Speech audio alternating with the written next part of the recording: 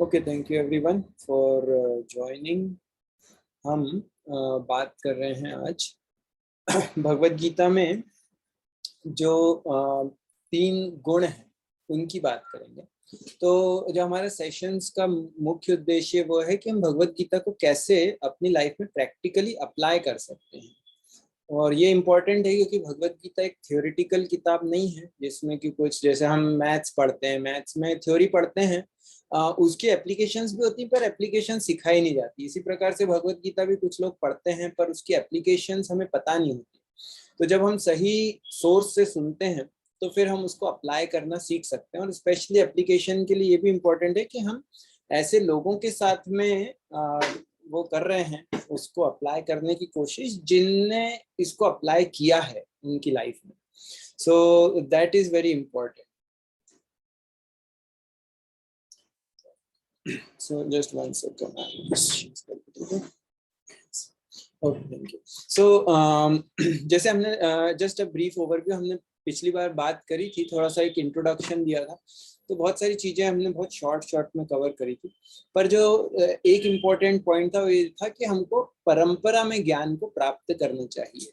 और परंपरा का मतलब जो अनब्रोकन चेन होती है गुरु शिष्य की, वो जिससे हमें उसका सही इंफॉर्मेशन, सही ज्ञान मिल सके, लोगों का इंटरप्रिटेशन उसमें नहीं हो, वो इम्पोर्टेंट है। और साथ ही साथ ये भी इम्पोर्टेंट है कि हम उसको अप्लाई कर सके। प्लस एक पर्सनल गाइडेंस जरूरी है क्योंकि कई बार प्रिंसिपल्स होते हैं और डिटेल्स होती हैं। क्योंकि कोई भी प्रिंसिपल को अप्लाई करने के लिए उसका ये देखा जाता है कि उसका देश काल पात्र देखा जाता है, टाइम प्लेस सर्कमस्टेंस जो होती है उसके हिसाब से कोई भी प्रिंसिपल को अप्लाई किया जाता है। तो प्रिंसिपल हमेशा सेम रहते हैं पर डिटेल्स चेंज हो जाती हैं कि कैसे अप्लाई करना, उसमें चैलेंजेस आते हैं। तो उसके लिए हमको कुछ एक पर्सनल गाइडेंस चाहिए। तो ये 2 चीजें इंपॉर्टेंट है जो भगवत गीता में भगवान बोलते हैं। तद्विधि प्रणिपातेन परिप्रश्नेन सेव्य उपदेक्षन्ति ते ज्ञानम ज्ञानिनः तत्वदर्शिनः। परिप्रश्न सेवा, इसके द्वारा आप सीख सकते हैं। ऑफ कोर्स इसमें हमने ये भी सुना था कि ब्लाइंड फेथ नहीं है कि भगवत गीता को हमको बस सुनना है और जो हमको बोला गया उसको एक्सेप्ट कर लेना है आंख बंद करके। परिप्रश्न जरूरी है। जैसे अर्जुन भी प्रश्न कर रहे हैं बार बार कि उनको कुछ नहीं समझ में आता। आज भी हम स्टार्ट करेंगे अर्जुन के प्रश्न से ही स्टार्ट करेंगे। और उसके बाद तो एक ये कुछ इंपॉर्टेंट पॉइंट्स है। उसके अलावा 5 जो मेन टॉपिक्स हैं भगवत गीता के, ये हमने बात करी थी। किसी को याद है क्या 5 मेन टॉपिक्स क्या हैं भगवत गीता में?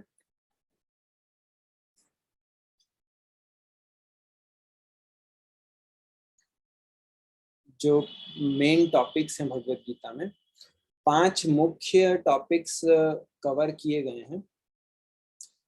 सो अगर कोई बोलना चाहे तो बोल सकते हैं, अदरवाइज सॉरी मैं actually I am not able to hear. अगर आपने बोला होगा तो हो सकता है मुझे सुनाई नहीं दिया, सॉरी अबाउट दैट। बट ये 5 मेन टॉपिक्स हैं। ईश्वर, जीव, प्रकृति, प्रकृति का मतलब नेचर, जो प्रकृति, काल और कर्म, ये 5 मुख्य टॉपिक्स हैं। और आज हम थोड़ा प्रकृति के बारे में बात करेंगे। तो प्रकृति क्या है? जो भी हम इंटरैक्ट करते हैं, जिस भी चीज से जो हमें दिख रही है वो प्रकृति है। ऑफ कोर्स भगवान ईश्वर भी हैं। हम विग्रह रूप में ईश्वर को देखते हैं, तो वो प्रकृति से भिन्न है। परंतु ये इन जनरल जो हम अगर हम बोले कि जो भी हमको मटेरियल वर्ल्ड में, भौतिक जगत में जो भी दिख रहा है वो सब प्रकृति है। और हमको ये समझना भी जरूरी है कि इन 5 टॉपिक्स का आपस में क्या संबंध है। मतलब अगर हम अपनी बात करें, क्योंकि हम प्रैक्टिकल एप्लीकेशन की बात करें, कि मैं प्रकृति से किस प्रकार से कनेक्टेड हूँ, प्रकृति मुझे किस प्रकार से इन्फ्लुएंस कर रही है, अगर ये हमें समझ में आ गया तो हम हमारी लाइफ को बहुत अच्छे से हम नेविगेट कर सकते हैं। हम हमारी लाइफ में जो भी प्रकृति से हम इंटरेक्शन कर रहे हैं उसमें हम उसको रिफाइन कर सकते हैं, उसको बेहतर बना सकते हैं। तो we will start with chapter 3। ये जो हम जैसे प्रकृति के जो प्रकृति है, प्रकृति में बहुत सारी चीजें आती हैं। प्रकृति में ये जो सारे तत्व हैं, पंच महाभूत जो बोलते हैं, पृथ्वी जल वायु आकाश, फिर उसके अलावा अपरियमितस्तम्ना, भगवान बोलते हैं कि 8 एलिमेंट्स हैं, खम मनो बुद्धिरेव च अहंकारम इतियम में भिन्ना प्रकृति अष्टधा। तो ये 7 चैप्टर में भगवान बताते हैं कि 8 प्रकृति के जो मेन वो हैं, अग्नि जल वायु आकाश इत्यादि।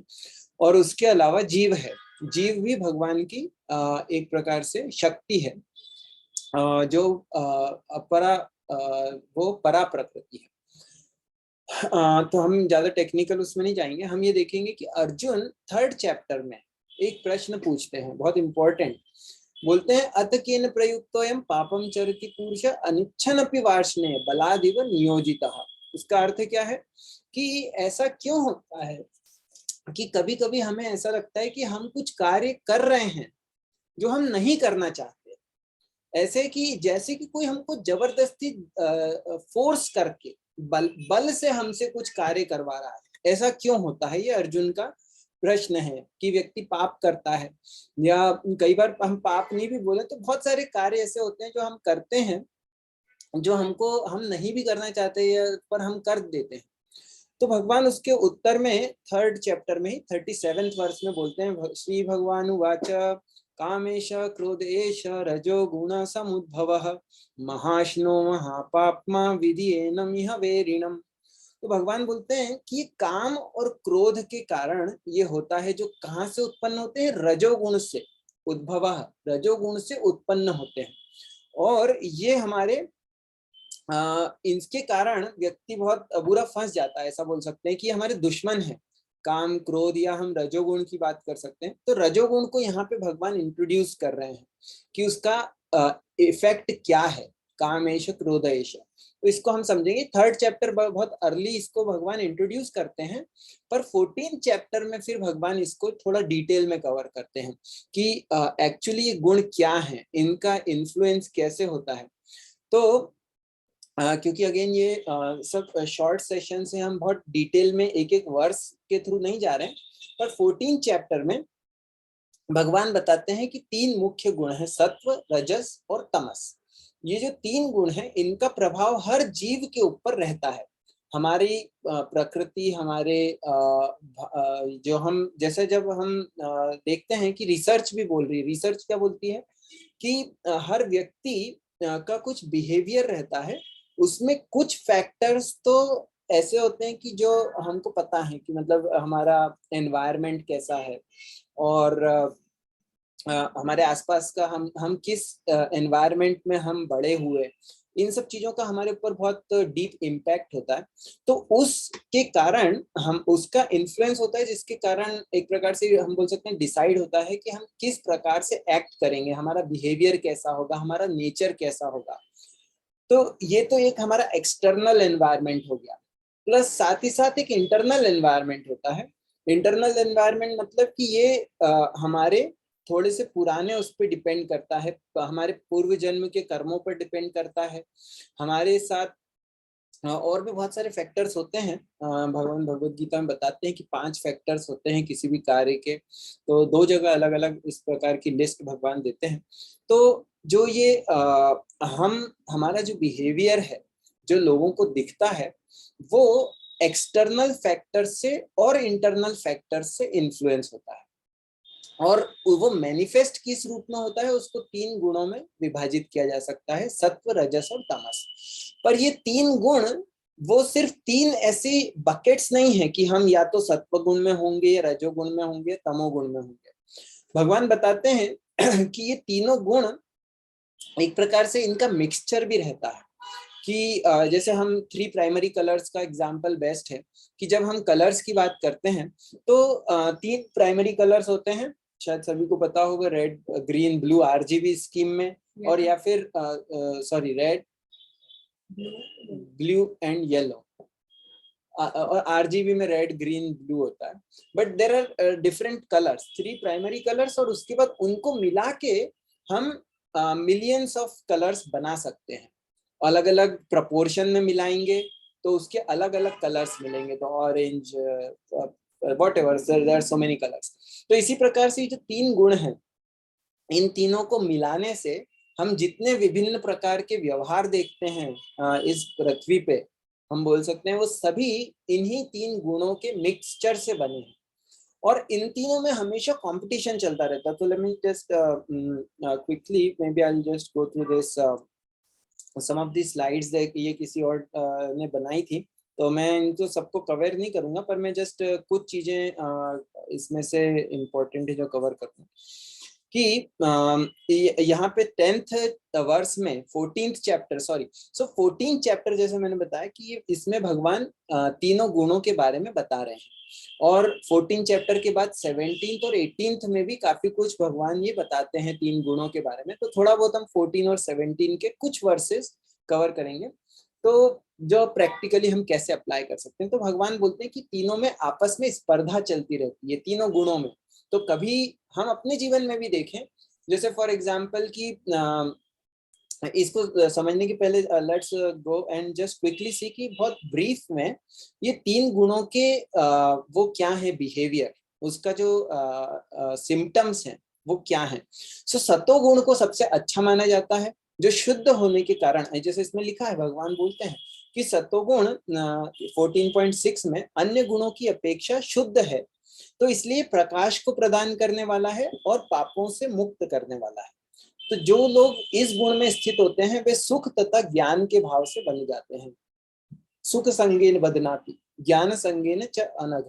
सो सुख और ज्ञान ये 2 सिम्टम्स हैं सत्व गुण के। तो हमको चाहिए, हम क्या चाहते हैं कि हम हैप्पी रहें और हमारे पास नॉलेज हो।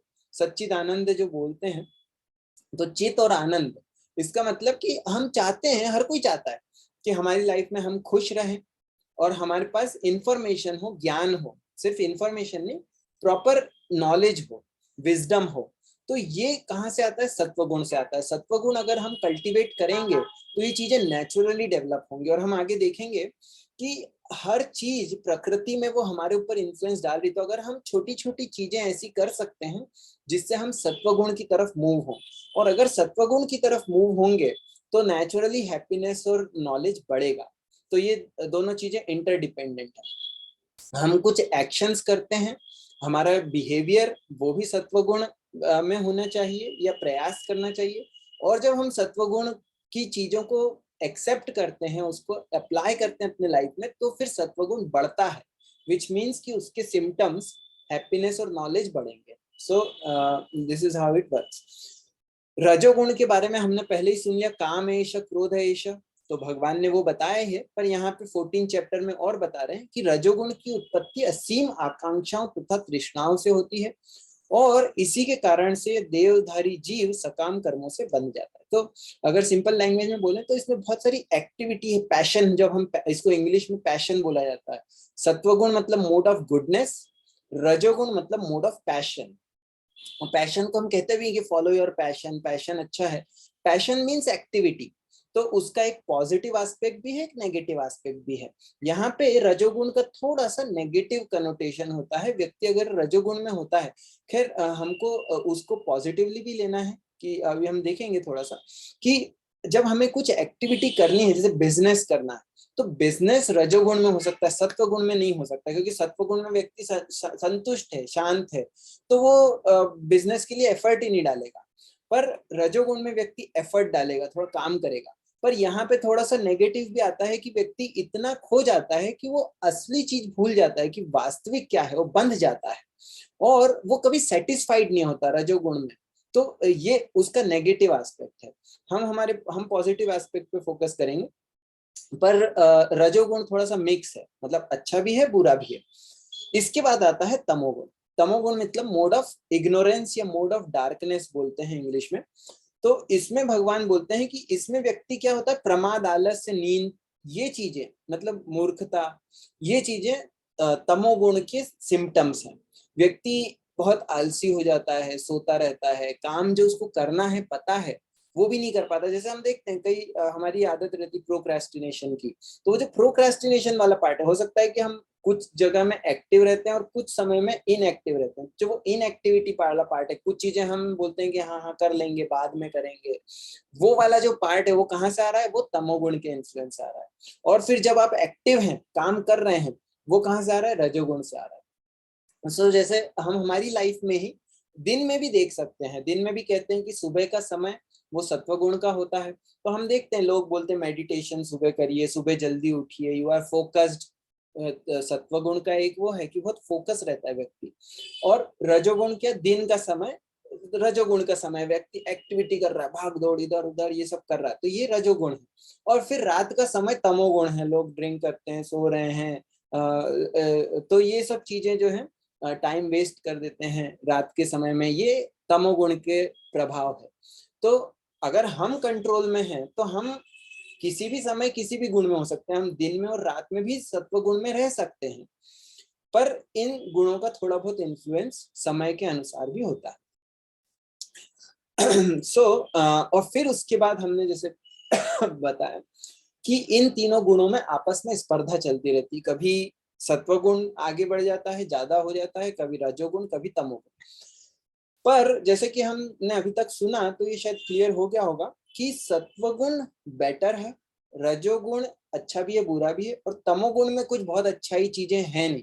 तमोगुण में व्यक्ति क्रोध करता है, चिल्लाता है, अपसेट रहता है, फ्रस्ट्रेटेड रहता है, तो ये सब चीजें तमोगुण में है।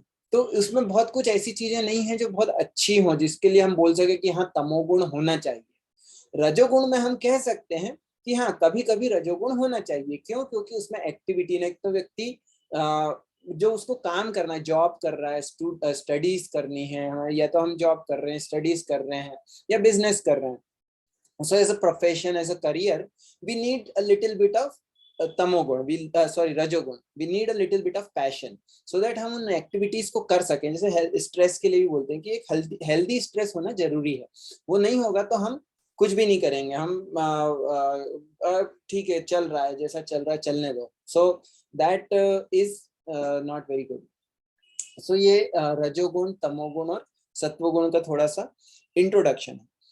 अब so we will cover some few verses from here and there as I said। तो 14 चैप्टर में मैंने बताया कि इन गुणों के बारे में बताया गया है, और उसके बाद 17th चैप्टर में बताया गया है। तो ये 17 चैप्टर मुझे बहुत पसंद है।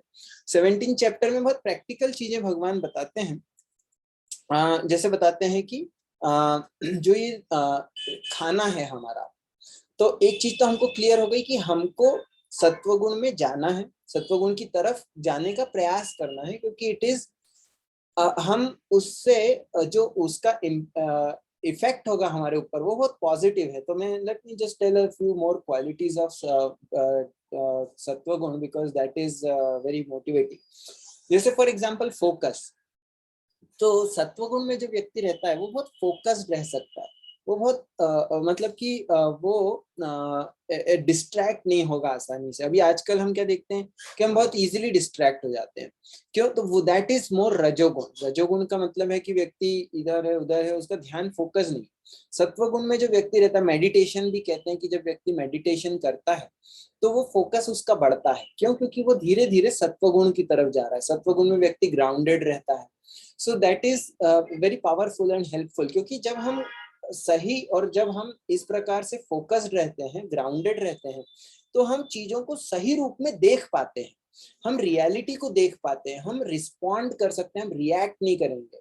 तो ये बहुत इंपॉर्टेंट है, क्योंकि हमारी लाइफ में बहुत सारी ऐसी सिचुएशंस आती हैं कि जो हमको बॉदर करती हैं, डिस्टर्ब करती हैं, बट देन अगर हम सत्वगुण में हैं तो हमको क्लैरिटी रहेगी कि हाँ ये क्या हो रहा है, क्यों हो रहा है, हम उसको सही फिर उस तरीके से उस पर एक्ट कर सकते हैं, सही डिसीजंस बना सकते हैं। ये तब होगा जब हम सत्वगुण में होंगे, और नहीं तो रजोगुण और तमोगुण में होंगे तो क्या होगा कि we will not have those clarity, और तमोगुण में होंगे तो हम गलत डिसीजन बनाएंगे। भगवत गीता में भगवान ऐसा बोलते हैं, अगर हम भगवत गीता को ध्यान से पढ़ें, एक चीज इंपॉर्टेंट ये भी याद आ रही कि कई बार बहुत सारे लोग, मैंने अभी रिसेंटली में देखा भगवत गीता ऐसा लिखा हुआ था, ऐसा नहीं लिखा कि भगवत गीता में कहा गया है, पर ऊपर और नीचे भगवत गीता लिखा और बीच में कुछ थॉट है जो कहीं से कहीं तक भगवत गीता में है ही नहीं, कुछ बहुत ही अलग सा। तो कई बार लोग भगवत गीता को इस प्रकार से मिसयूज भी करते हैं कि हाँ भगवत गीता में ये लिखा है, भगवत गीता में वो लिखा है। तो हमको ये पता होना चाहिए कि भगवत गीता में कहाँ लिखा है, क्या लिखा है, so that we can question और एटलीस्ट वी कैन आस्क। अगर कोई क्लेम करता है कि ये भगवत गीता में लिखा है तो हम पूछ सकते हैं कि अच्छा ये कहाँ पे लिखा है, बताइए श्लोक कौन सा है, उसको हम कैसे समझें। सो जो हमारे तो हम बात करें सत्वगुण, रजोगुण और तमोगुण की। तो सत्वगुण में अब हमारा आहार किस प्रकार का होना चाहिए, 17 चैप्टर 8 to 10 वर्सेस जो आपके सामने है। तो भगवान बोलते हैं कि जो सत्वगुण में आहार है वो कैसा होता है, आयु सत्व बलारोग्यम सुख प्रीति विवर्धना रस्या स्निग्धा स्थिरा हृदया आहारा सात्विक प्रिया।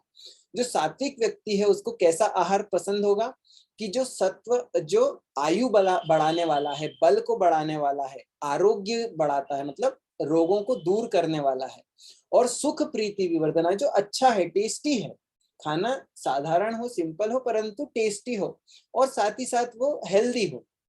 ये यहाँ पे भगवान, मतलब सिंपल संस्कृत है, बहुत कठिन नहीं है, हम समझ सकते हैं। आयु सत्व बल आरोग्य सुख प्रीति विवर्धना, जो इन चीजों को बढ़ाता है वो सत्व गुण का आहार है। रस्या स्निग्धा, जो थोड़ा अच्छा, जैसे यहाँ पे लिखा हुआ बल स्वास्थ्य सुख तथा तृप्ति प्रदान करने वाला है, ये सात्विक भोजन है। राजसिक भोजन क्या होता है, जो थोड़ा सा बहुत खट्टा, नमकीन, गरम, चटपटा, शुष्क, जलन उत्पन्न करने वाला, ये राजसिक भोजन है। ये हमारी बॉडी को भी नुकसान पहुंचाता है।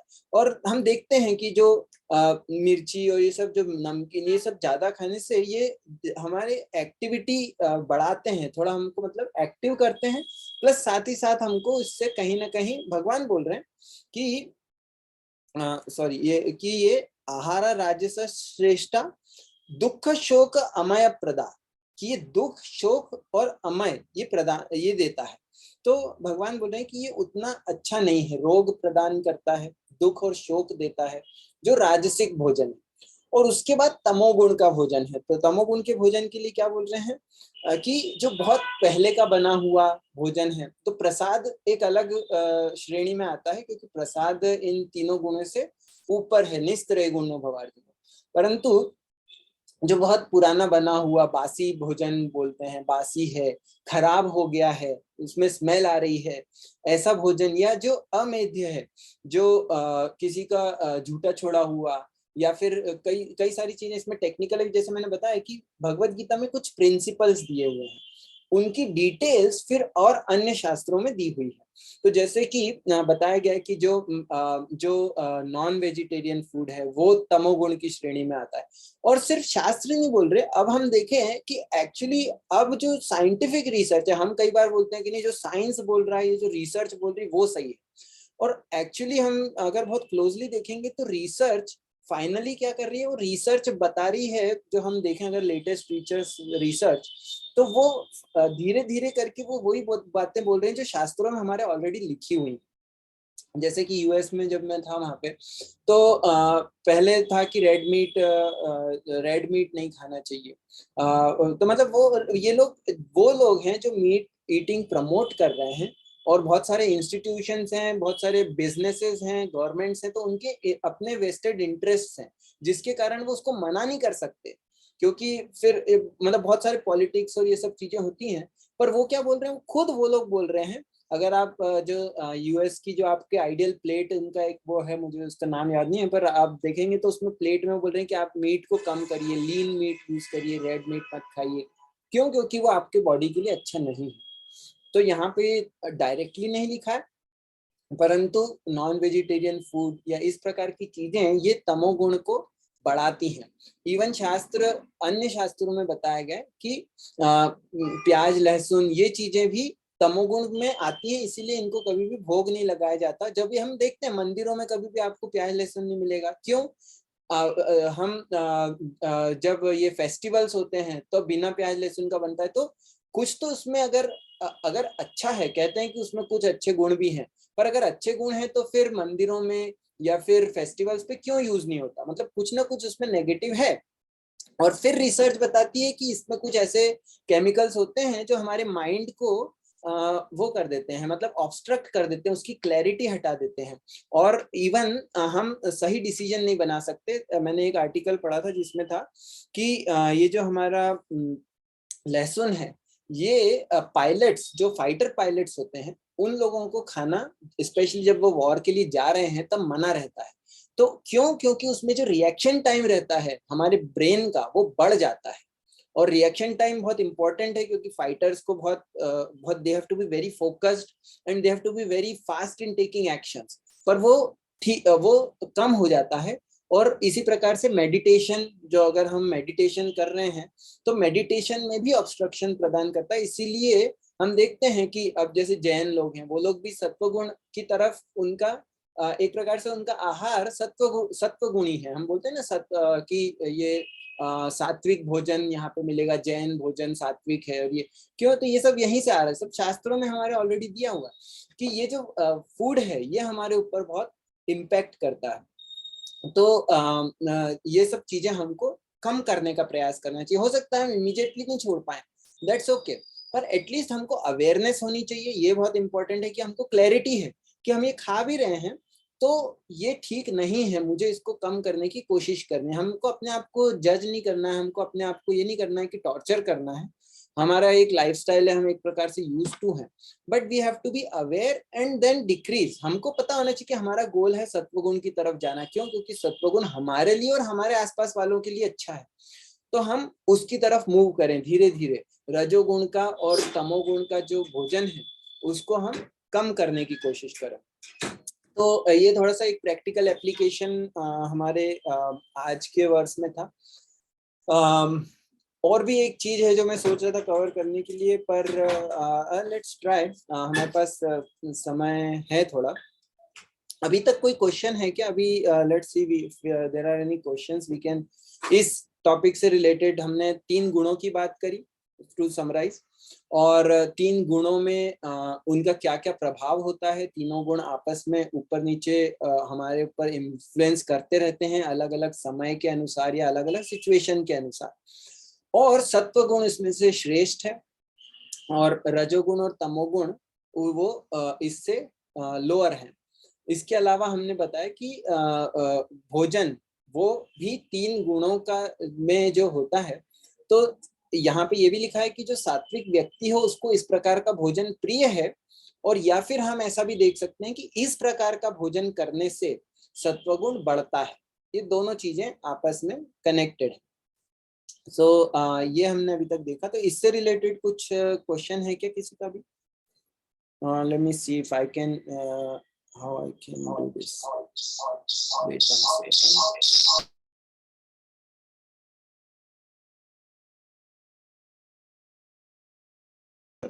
So maybe I'll speak through phone क्योंकि मेरे थोड़ा मेरा sound अभी setup complete नहीं है.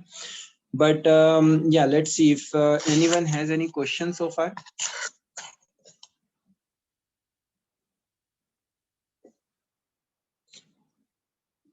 Feel free, no one is. जैसे कई बार हमें लगता है कि अरे मेरा ये प्रश्न है, मैं पूछूंगा तो दूसरे लोग मेरे बारे में क्या सोचेंगे, या ये तो बहुत बेसिक चीज है, ये तो शायद हमें पता होनी चाहिए।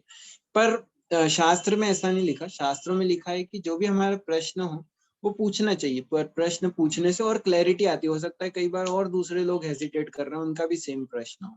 So if you have any question you can ask, otherwise हम कुछ और भी एक और चीज डिस्कस कर सकते हैं।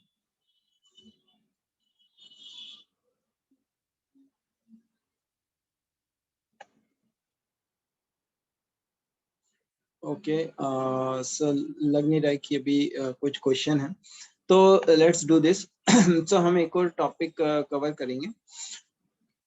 तो भोजन के अलावा एक जो चीज मुझे बहुत अच्छी लगती है, थोड़ा सा इमेजेस है, maybe you can see कि सात्विक भोजन कैसा दिखता है। सात्विक भोजन, sorry there is something in chat. Okay, Dimple you have a question, go ahead, you can ask, that will be better, you can speak.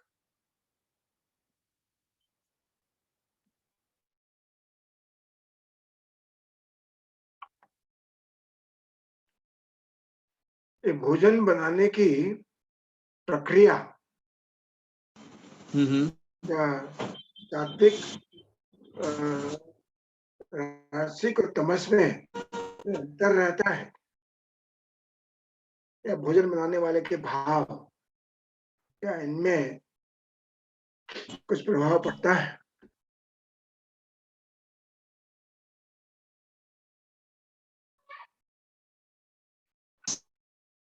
भोजन ये बहुत इम्पोर्टेंट है कि भोजन ये भी हमने सुना होगा। तो जो आहार है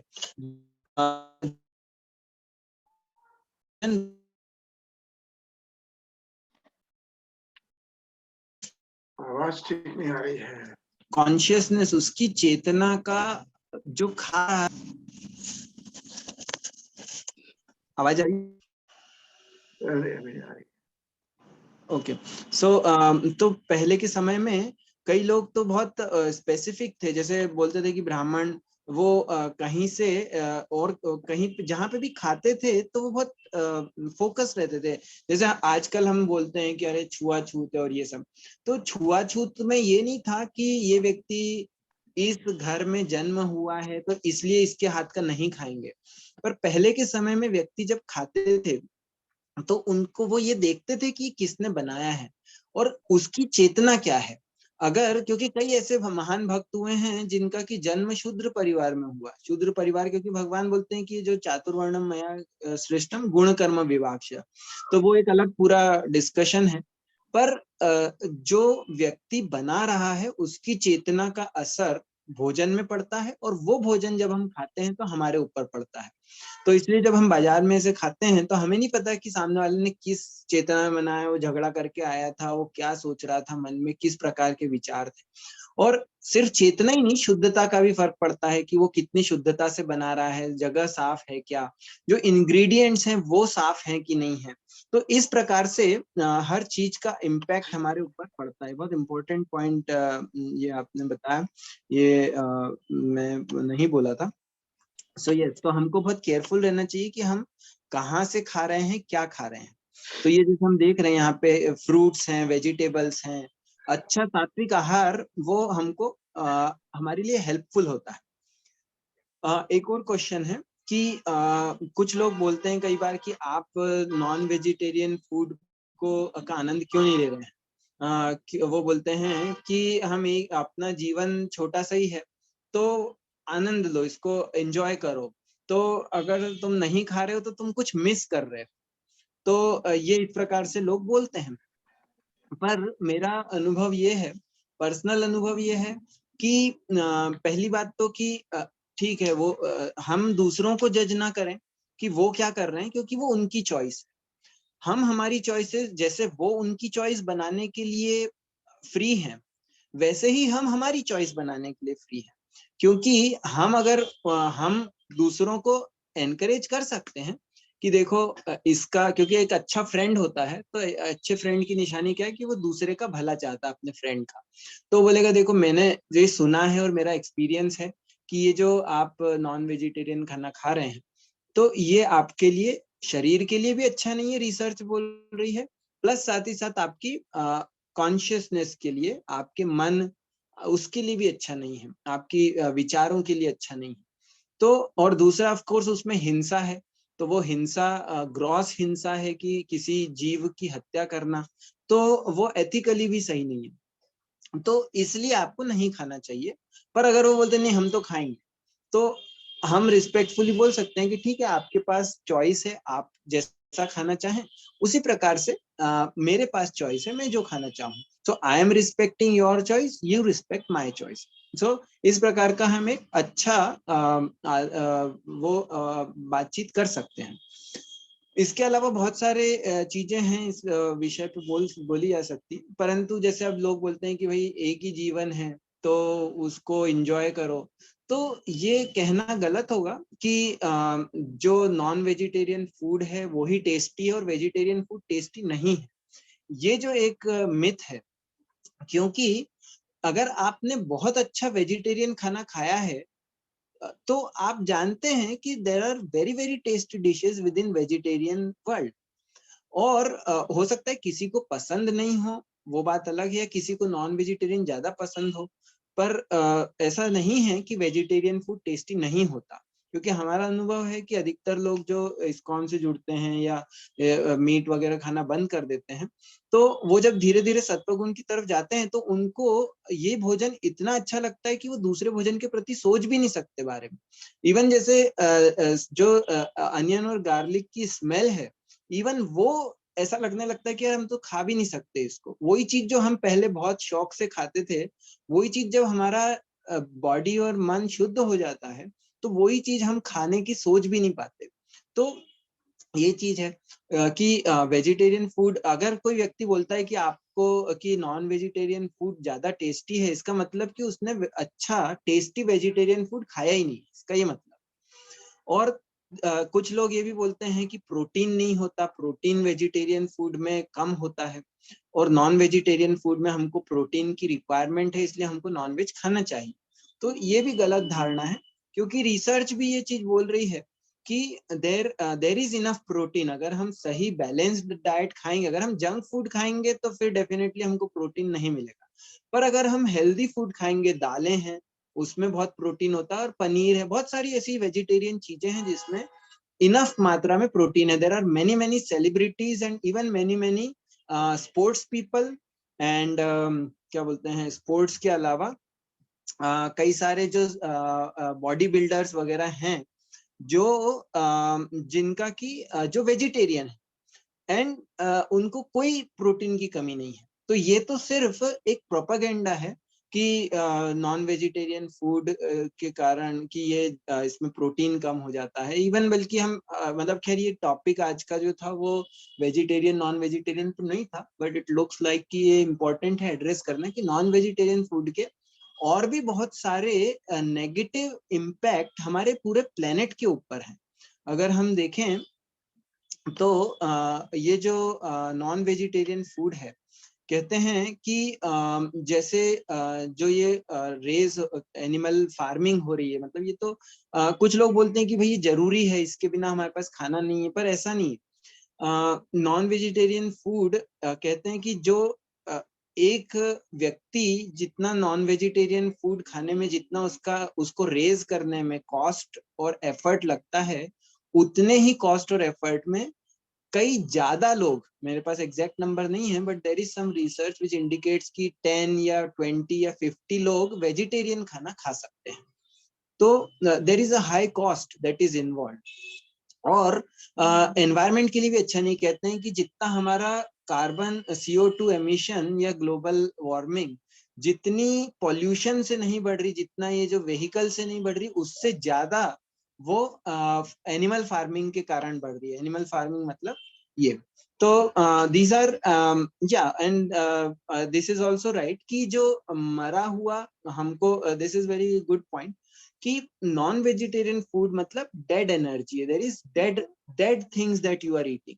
but if we go for vegetarian food that has life in it, ऐसा कहते हैं कि प्राण उसके अंदर प्राण है, सो द प्राण से वो हमको प्राण देता है, और जो नॉन वेजिटेरियन फूड है वो हमारे प्राण लेता है। सो वो जो वाइब्रेशंस हैं ऑफ कोर्स उनका भी इम्पैक्ट पड़ता है। उनकी हम कर्म के पॉइंट ऑफ व्यू से देखें तो कर्म के पॉइंट ऑफ व्यू से भी ठीक नहीं है कि हम अगर किसी को मार रहे हैं सिर्फ इसलिए ताकि हम उसका आनंद ले सकें, तो उसका कर्म हमको फल मिलेगा, अभी हमको आनंद मिलेगा।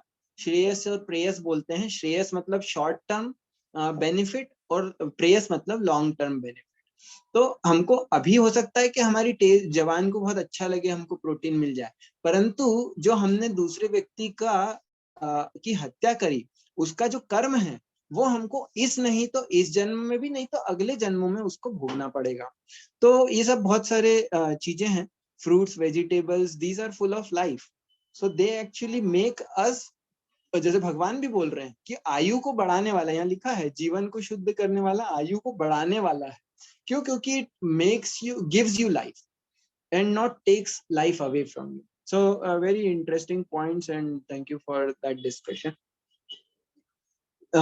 So 8:56 हुआ, हमारे पास अराउंड 4 minutes और हैं। कोई और कुछ इसमें ऐड करना चाहेगा या कुछ क्वेश्चन हो, या अपना ऐड भी कर सकते हैं, आपके कुछ व्यूज हों जो आपने सुने हों, या कुछ और एडिशनल पॉइंट्स जो मैं नहीं बोले हूँ, भूल गया हूँ।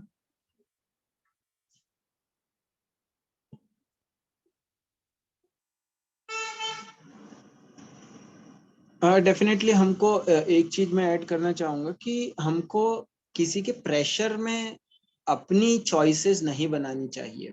कि पीयर प्रेशर है कि हम खा रहे हैं तो आप भी खाओ। मेरा एक्सपीरियंस ये है कि जैसे मेरे बहुत अच्छे फ्रेंड्स हैं जो नॉन वेजिटेरियन फूड खाते हैं, मैं उनको कुछ नहीं बोलता, भाई आप खा रहे हैं ठीक है, मैं उनके साथ बैठ के खा सकता हूँ, जरूरी नहीं कि मैं भी खाऊं।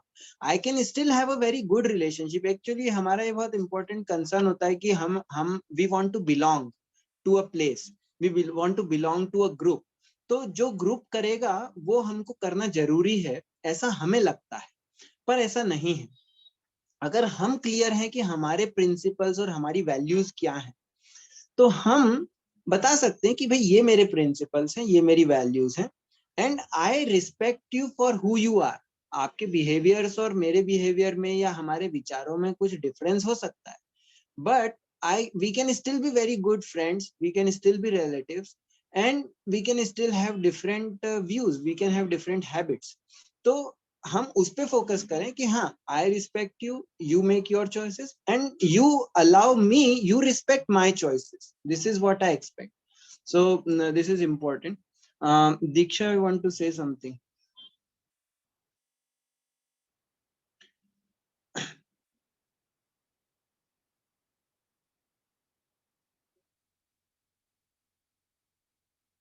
अगर आप बोलेंगे तो शायद आसान रहेगा समझना.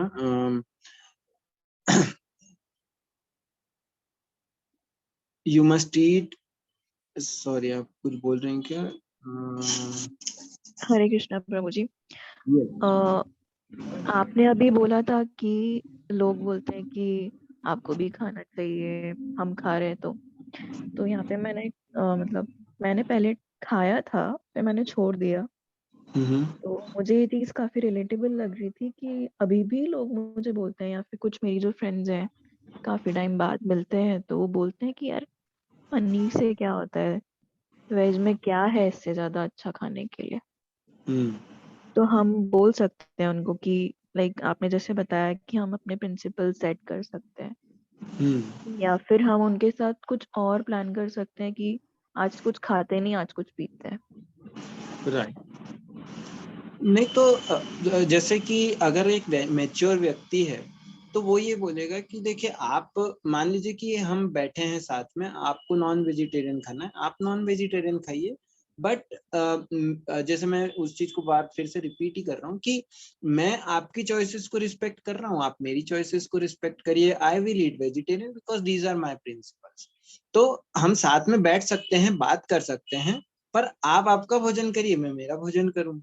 तो एक चीज जो मैं बताने वाला था, थोड़ी सी ग्रॉस है, पर जैसे हम बोलते हैं ना कि किसी ने बोला कि भाई ये खाना किसी को पसंद है, ये खाना किसी को पसंद नहीं है, तो दैट डजंट मीन कि नॉन वेजिटेरियन फूड बेहतर है और वेजिटेरियन फूड खराब है या something. It's a matter of preference या चॉइस, या व्यक्ति की जो चेतना होती है उसका भी इम्पैक्ट होता है. जैसे कि अगर हम, बहुत ग्रॉस एग्जांपल है पर शास्त्रों में भी दिया जाता है, या हमारा प्रैक्टिकल एक्सपीरियंस है कि अगर हम पिग को देखें तो कहते हैं कि pig likes to eat stool.